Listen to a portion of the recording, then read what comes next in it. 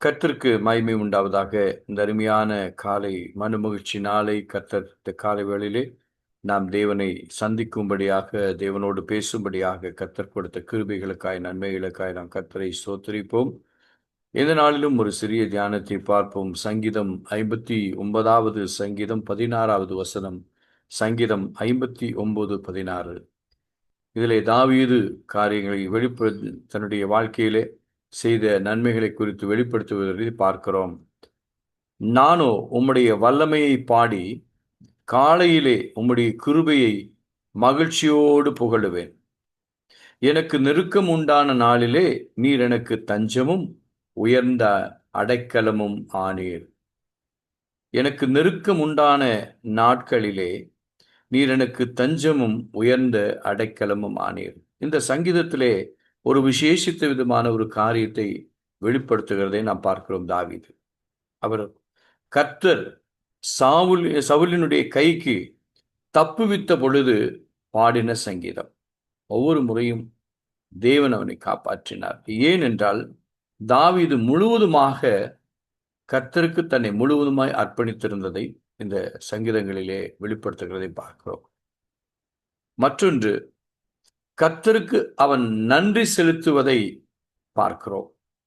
எந்த சூழ்நிலையிலே, நெருக்கத்தின் மத்தியிலே கர்த்தர் என்னை விடுவித்தார், கர்த்தர் என்னை காப்பாற்றினார், கர்த்தர் சவுலுடைய கைகளுக்கு என்னை தப்புவித்தார் என்பதை நினைத்து அவருடைய வல்லமையை குறித்தும் அவருடைய மகத்துவங்களை குறித்தும் அவர் தன்னை காத்துக்கொண்ட கிருபைகளை குறித்தும் தேவனுக்கு நன்றி செலுத்துவதைத்தான் இந்த சங்கீதத்திலே வெளிப்படுத்துகிறதை பார்க்கிறோம்.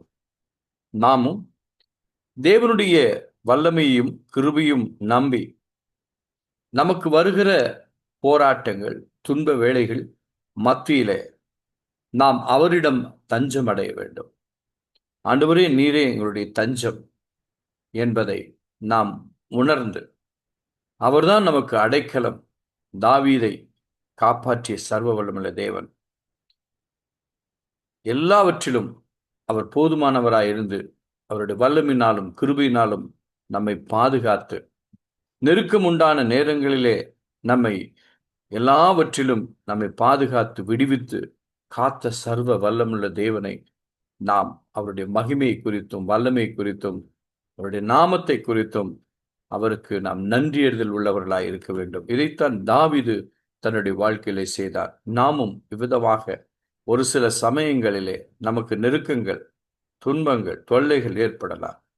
ஏற்படும் பொழுது நாம் செய்ய வேண்டிய ஒரே ஒரு காரியம் என்னவென்றால், அவரே எனக்கு தஞ்சம், அவரே எனக்கு அடைக்கலம் என்பதை நாம் மனதார அதை விசுவாசித்து அவரை தஞ்சமாய் கொண்டிருப்போமானால், அவரை அடைக்கலமாய் கொண்டிருப்போமானால், நாம் என்ன செய்ய போகிறோம்?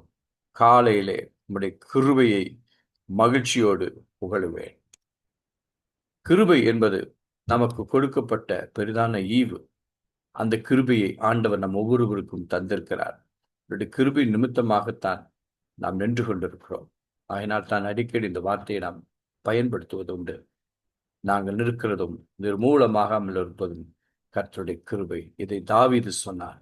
ஏனென்றால் அவன் நிற்பதும் அவன் ஜீவிப்பதும் எல்லாம் கர்த்தருடைய கிருபை அவனை பாதுகாத்தது. தாவீது இதை உணர்ந்துதான் இந்த சங்கீதங்களை எழுதியிருக்கிறார். எதற்காக எழுதியிருக்கிறார்கள்? நாமும் அந்த கிருபையை பெற்றுக்கொள்ள வேண்டும்.